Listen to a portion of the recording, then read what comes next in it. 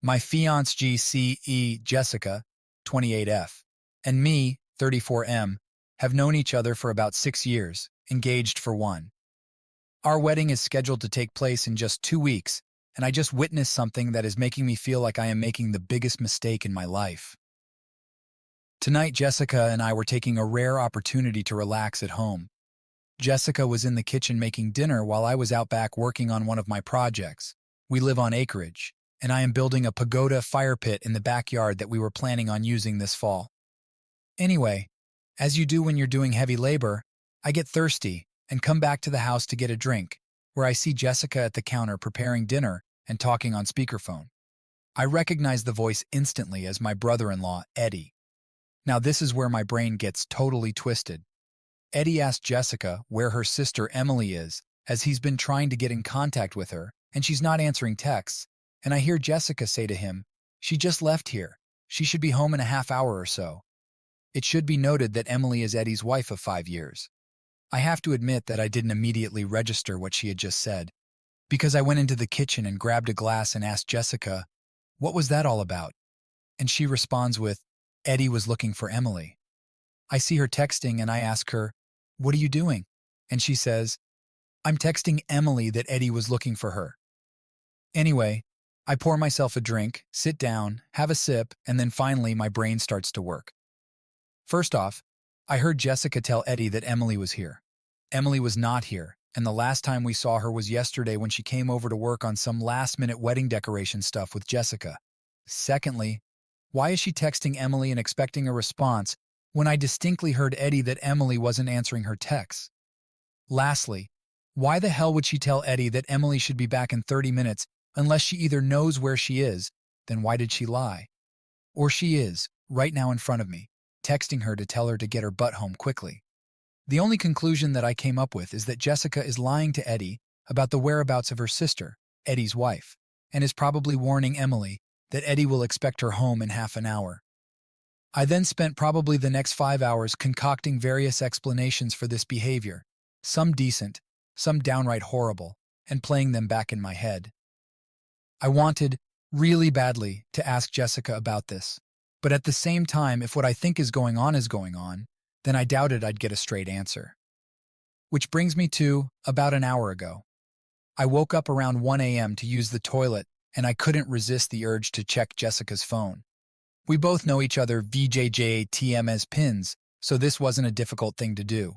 Anyway, I grabbed the phone, retreated to the bathroom, and unlocked it, and yup, it was exactly what I was afraid of and probably what most of you were expecting. Jessica's sister Emily has been having an affair for about 6 months with a co-worker, and Jessica has been helping Emily cover it up for almost that entire time.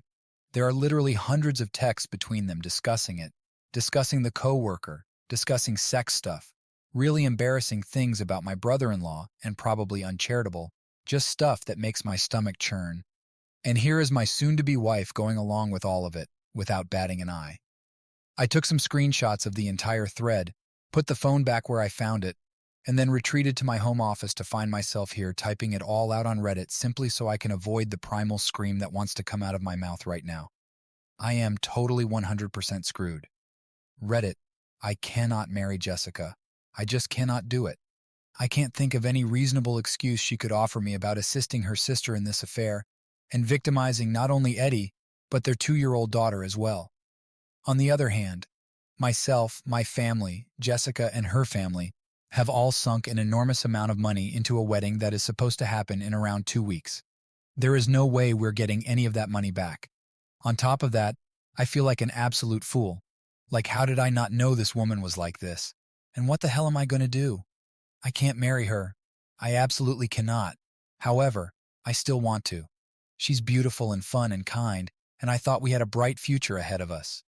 She's never done anything wrong to me, but I just can't see her the same now. It's like a big black stain on an otherwise beautiful picture.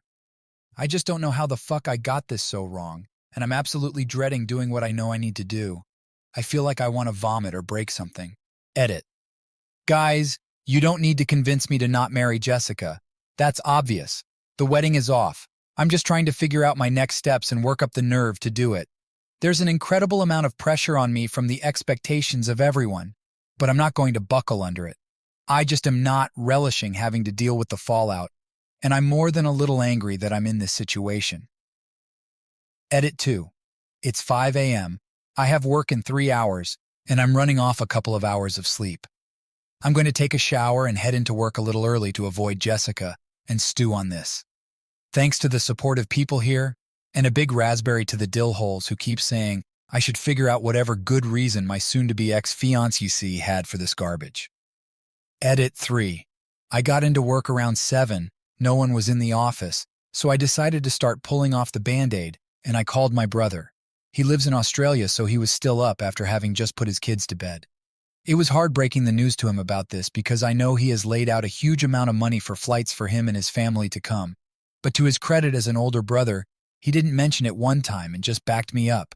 He made a great point too. He said, totally paraphrasing, "You work in a job where you have to deal with liars and scammers day in and day out. I don't blame you for wanting to have somewhere to go where this isn't a concern." He was totally right about that, and I get now why I am reacting so strongly to Jessica's participation in this deceit. He also had a great idea. He was going to take his family down to Florida to do some sightseeing and visit the parks.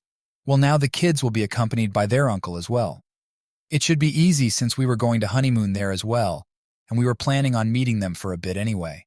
I'll just rebook everything to be closer to him and his family, and I'll offer Jessica's ticket to either my sister or another family member. I haven't had time to read everyone VJTM's comments, but I have answered a few. Right now, I'm just sort of making myself sick by drinking cup after cup of coffee and trying to distract myself until the day gets on enough where I can reach out to Eddie. Edit 4. Just did morning stand-up. My stomach is doing flip-flops from drinking about 2 pots of coffee since I got in here so early, and I absolutely cannot focus and concentrate. I feel like I can't do anything really from my side until I tell Eddie what I know, so I'm just going to take a sick day and drive over to his house and see if he's around. If not, I'll call him and track him down. Eddie is a teacher who is on break right now, and Emily works a 9 to 5 like me, so odds are good this works out. Wish me luck, Reddit. Edit 5. Got to Eddie's house a little after 10 a.m. He had just put his daughter down for a nap, and we had a long, frankly brutal talk in the kitchen. Basically, he suspected this for a couple of months now, but Emily has been very good at covering her tracks, obviously with the assistance of Jessica and a couple of their mutual friends. I unfortunately do not have all 6 months of text messages, just a couple of dozen screenshots I sent to myself from Jessica's phone, but I gave him what I have and offered to help him however I could. I am a field analyst in the SIU department of a mid-sized insurer specializing in workers' compensation fraud, so I know a few things and a few people. Anyway, I'm now working from my laptop in my almost brother-in-law's kitchen, trying to salvage whatever I can. I'm going to have to talk to Jessica this evening and get the word out as fast as I can to my friends and family now that I know I won't screw Eddie over. So far, I managed to rebook most of the honeymoon, although I had a problem with the ticket because Jessica was flying under her maiden name, and our carrier has a surname rule for name changes. Anyway, they did allow me to cancel and get a partial refund and rebook to my sister, who will be accompanying her 2 brothers and nieces to Florida in a couple of weeks. I'm holding off on canceling the venues until after I talk to Jessica because I don't want to tip anyone off until Eddie gets his chance to confront Emily. But I will absolutely be letting my family and friends know this afternoon sometime and beg them to keep it close. I'm basically in a frenzy right now, canceling stuff I can cancel, and I'm heading down to the bank in a few to open a new account and getting my bills, pay sorted out. The finances? Some people have mentioned them, but it should be pretty good. The mortgage is in my name since we were not married, and I have the bigger income. But Jessica did contribute about $20,000 versus my $60,000 towards the down payment. I will have to probably pay her out that money and some portion of the mortgage payments for the last 16 months, but it could be worse. P.S. How come so many are confused regarding brother and brother-in-law? Edit 6. I am going to go silent for a while. This post has already been circulating around TikTok and has gone way, way, way beyond what I thought it ever would when I was freaking out in the middle of the night. First off, I want to say something here. I do not hate Jessica. I don't approve of what she did. I frankly find it repulsive, and I'm shocked by uncovering how two-faced she can be and how she treats people, but I don't hate her. I am just incredibly sad about everything, and the "I'm screwed" part of my post is really the short time frame I have to work under. Basically, our relationship is in a state where I cannot get married to her, but we're supposed to get married in 2 weeks. Maybe if we had 2 months, or better yet, a year or so to work through this, my approach might be vastly different. But I don't have that luxury. I have to move now. There's just no way I can enter into marriage with the state our relationship is in now, so I'm not going to. End of discussion, guys.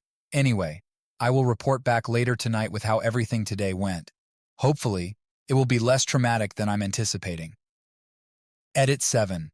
I have no idea how long a Reddit post can be, as I've never written such a long one before in my life, so I hope that this goes through.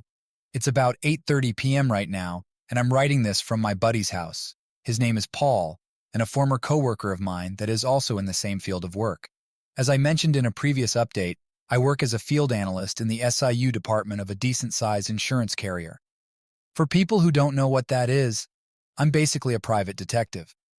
My job is to investigate what we think might be fraudulent claims in regard to workers' compensation. Anyway, as I kind of hinted at, Eddie asked for my help in finding out who the other guy was that Emily was cheating on him with.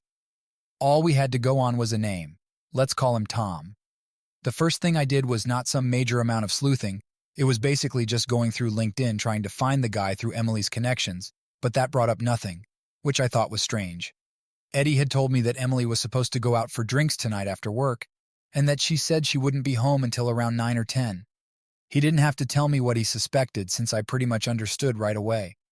I told him that I would help him, but he needed to come with me. I then contacted my buddy Paul, explained the situation to him, and had him agree to meet us later in the day.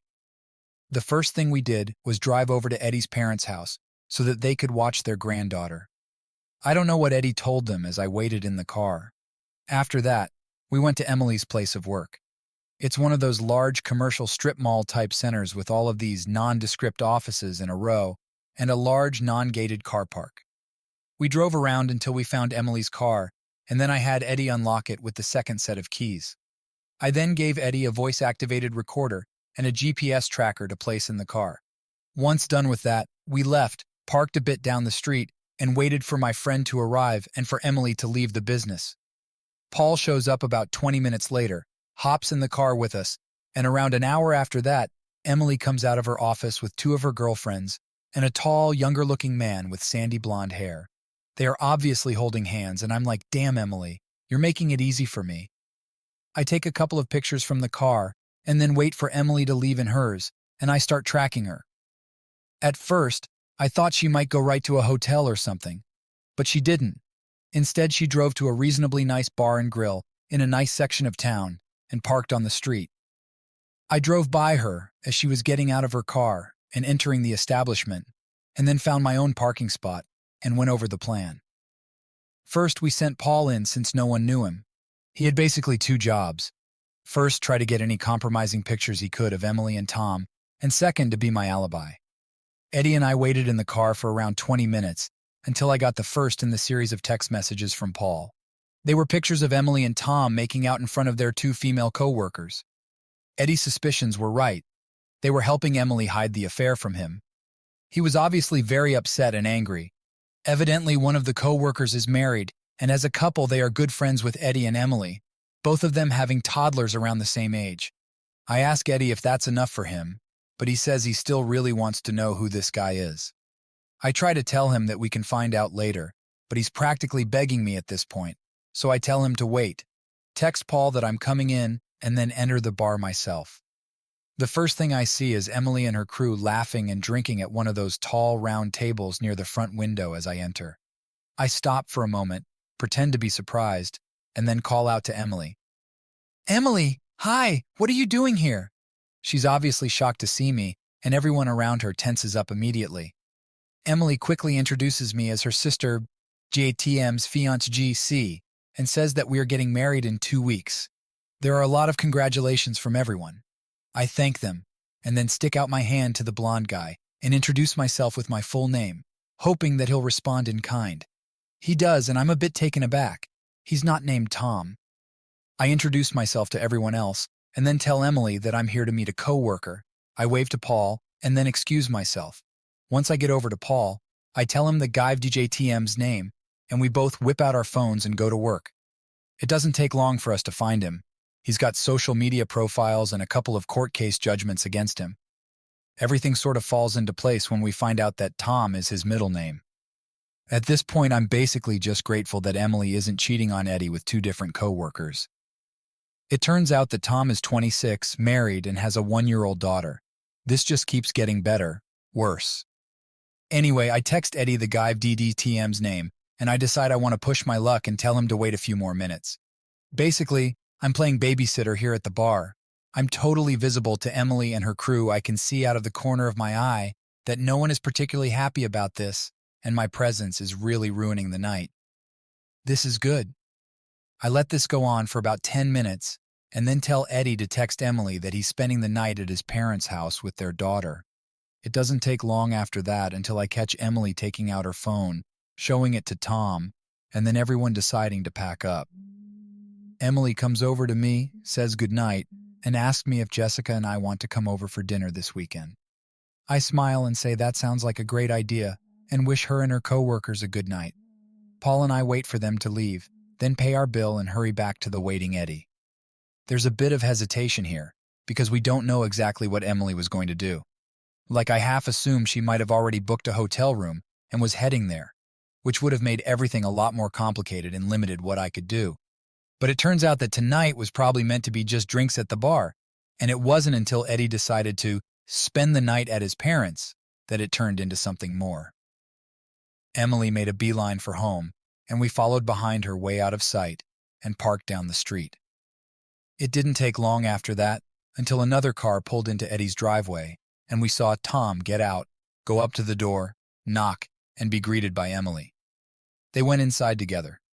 Now at this point it's about 7:30, and I have my own stuff to do tonight, and I think that as a friend, I've done pretty much all I can do for Eddie, and he can handle the rest himself. I mean, I feel bad for the guy, definitely, but I don't want to get any more involved in this drama than I already am. And being the wingman for him while he confronts his cheating wife is a bit much for me considering my situation. Eddie says it's fine, that he'll do the rest of it himself. Guess he's more of a man than you thought, Emily. He goes to Emily's car, retrieves my gear, and we bid each other goodbye. That was almost 2 hours ago. I did get one text message from Eddie saying it was done, and he was going to his parents' house, for real this time. But my phone hasn't been blowing up, so I don't know what's been going on with Emily, and I've been at Paul's since then. I think that basically concludes my part in Eddie's story. If he was smart and listened to my advice, he was recording with his phone when he entered the house. I'll find out later. Anyway, my biggest priority now is to head home and tell Jessica that the wedding is off. She's almost 100% going to take it badly. There's no way she won't. But like I said, I just can't get married to her right now. I don't know what the future holds for us, or if we will be done with each other or not. But definitely, we are not getting married anytime soon. Also, for people who keep saying, why didn't you talk to her first? Why didn't you confront her? I have to say, are you people stupid? She stone-cold lied in front of me to her brother-in-law that she has known for about 10 years and purportedly thinks is a really great husband and father. Maybe you are naive enough to think that someone can lie that coldly to someone they are supposed to care about and then tell you the truth. But I'm not wired that way. Until that moment, I never had cause to ever second-guess Jessica or not trust her. But she was literally untrustworthy in front of my face, and I'm supposed to let it slide or expect her to be honest with me? I guess you don't know what it's like to have your entire view of someone shift in an instant. It's disorienting, and frankly a bit panic-inducing. I'm actually impressed I kept my head and followed my instincts instead of pressing her right away, because it led me to the truth. It would have been ridiculously easy for her to lie to me and then delete those text messages. And if she had done that, then I would never have read the horrible things she said, never seen how she can be so duplicitous and two-faced, and never realized how little I actually knew about her. I'm going home to talk to Jessica. I'll update later to let everyone know what the final verdict is. Don't expect it to be a good one. Edit 8. Well, I had the talk with Jessica last night. It was pretty insane. I'm honestly burnt out and still exhausted, even though I took another sick day and slept in until almost 11:15. Sleep deficit is real. I know everyone is thirsty for updates, but as much as it's therapy for me to write them, I am just absolutely drained. And as you may have noticed, I don't know how to be short. Just call it a character trait from my profession and the endless amount of minutia-filled reports I've written. I will give the TLDR and I promise to do a proper update later. Long story short, I came home to talk to Jessica about canceling the wedding and found her comforting Emily on the couch. I almost turned around and walked out but didn't. Words were exchanged. Tears were had. People got really angry and the cops were called. I collapsed and slept for like 10 hours, and my phone is practically glowing from the heat of a bajillion unread messages and missed calls. If it vibrates anymore, I'm going to take it to Emily's office and charge $10 a minute to sit on it. Stuff is really up in the air. I have a lot to do today. My family already knew what was going on by yesterday afternoon, but I need to contact some friends today and get a move on other things. I'm just going to answer a couple and then bug out for a few to get stuff done. First, I am not James Bond. I am the guy that follows around the disabled construction worker to his Zumba class or skydiving lesson. I've been doing it for about 5 years and I'm pretty good at it. Nothing I did went beyond a $50 GPS you can buy from Amazon and a tiny, tiny bit of social engineering. You might be surprised how far social engineering can get you, but whatever. Second, I am off the clock on the mysterious case of Eddie and the Hobag Hobgoblin. Whatever Eddie does with the info he has, including contacting the other wife, is on him. I'm not interjecting myself into this mess any more than I have.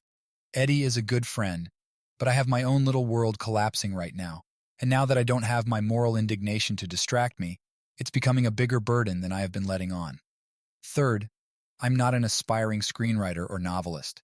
I do, however, write a lot of reports. You have no idea. Most of my life is actually spent hunched over a laptop writing a report or transcribing statements. For every hour I spend doing fieldwork, I probably spend 10 doing paperwork or research.